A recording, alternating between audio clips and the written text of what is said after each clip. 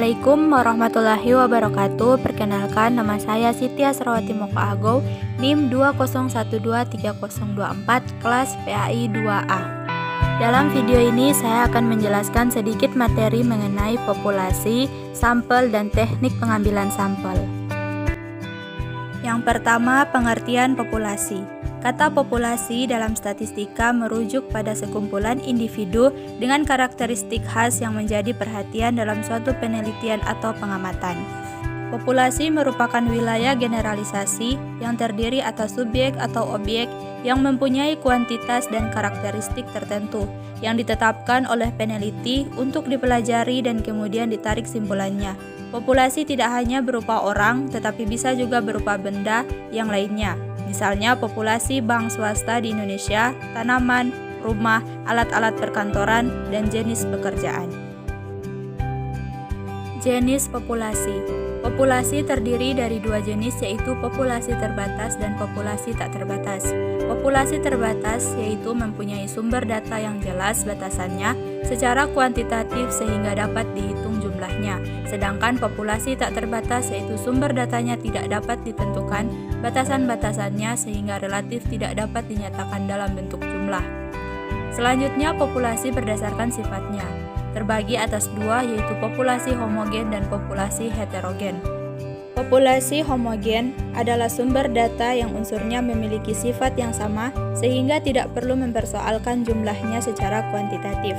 Sedangkan populasi heterogen adalah sumber data yang unsurnya memiliki sifat atau keadaan yang berbeda atau bervariasi sehingga perlu ditetapkan batasan-batasannya baik secara kualitatif maupun kuantitatif.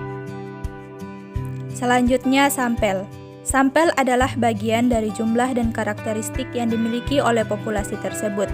Bila populasi besar dan peneliti tidak mungkin mempelajari semua yang ada pada populasi, misalnya karena keterbatasan dana, tenaga, dan waktu, maka peneliti dapat menggunakan sampel yang diambil dari populasi itu.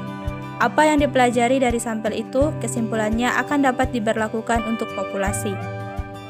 Sampel dapat diartikan sebagai bagian dari populasi yang mewakili secara keseluruhan sifat dan karakter dari populasi. Sebagai gambaran sederhana, sampel dibutuhkan sebagai acuan untuk memberi gambaran sederhana seperti seseorang membeli rambutan.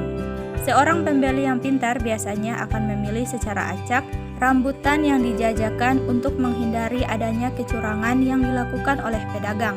Rasa buah rambutan yang dicicipi akan menjadi alat tafsiran mengenai rasa seluruh rambutan yang ada. Selanjutnya, penyebab timbulnya sampel dalam suatu penelitian. Yang pertama, peneliti bermaksud mereduksi objek penelitian sebagai akibat dari besarnya jumlah populasi, sehingga harus meneliti sebagian saja. Yang kedua, peneliti bermaksud mengadakan generalisasi dari hasil-hasil kepenelitiannya dalam arti mengenakan kesimpulan-kesimpulan kepada objek, gejala, atau kejadian yang lebih luas. Alasan pengumpulan sampel dalam kegiatan penelitian. Yang pertama, ukuran populasi. Yang kedua, masalah biaya. Yang ketiga, masalah waktu. Yang keempat, percobaan yang sifatnya merusak. Yang kelima, masalah ketelitian. Dan yang keenam, masalah ekonomis.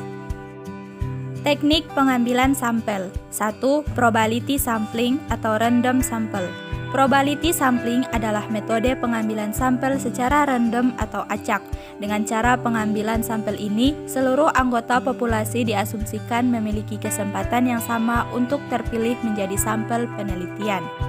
Metode ini terbagi menjadi beberapa jenis yang lebih spesifik, antara lain yang pertama, pengambilan sampel acak sederhana atau simple random sampling.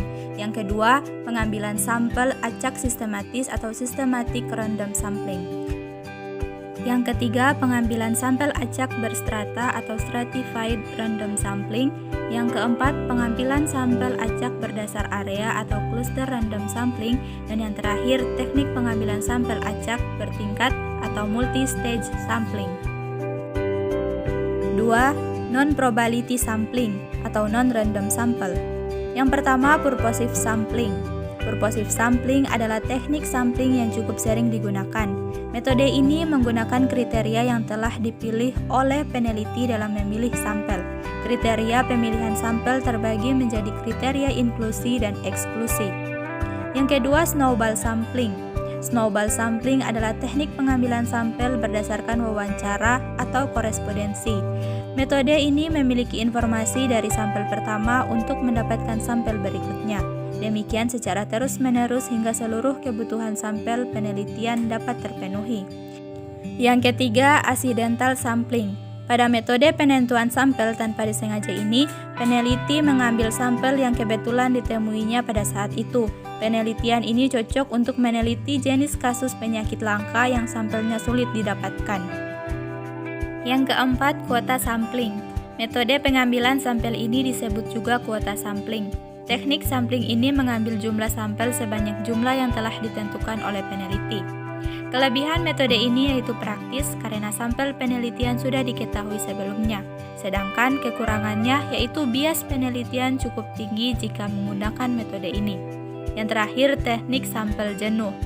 Teknik sampling jenuh adalah teknik penentuan sampel yang menjadikan semua anggota populasi sebagai sampel dengan syarat populasi yang ada kurang dari 30 orang. Simpulan. Populasi merupakan wilayah generalisasi yang terdiri atas subjek atau objek yang mempunyai kuantitas dan karakteristik tertentu yang ditetapkan oleh peneliti untuk dipelajari dan kemudian ditarik simpulannya. Sampel dapat diartikan sebagai bagian dari populasi yang mewakili secara keseluruhan sifat dan karakter dari populasi. Sebagaimana gambaran sederhana sampel dibutuhkan sebagai acuan untuk memberi gambaran sederhana seperti seorang yang membeli rambutan. Cara mengambil sampel bermacam-macam tergantung jenis penelitian yang akan dilakukan. Secara garis besar, metode pengambilan sampel terdiri dari dua kelas besar yaitu probability sampling atau random sample dan non-probability sampling atau non-random sample. Itulah materi dari saya, lebih dan kurangnya saya mohon maaf. Wabillahi taufiq wal hidayah. Wassalamualaikum warahmatullahi wabarakatuh.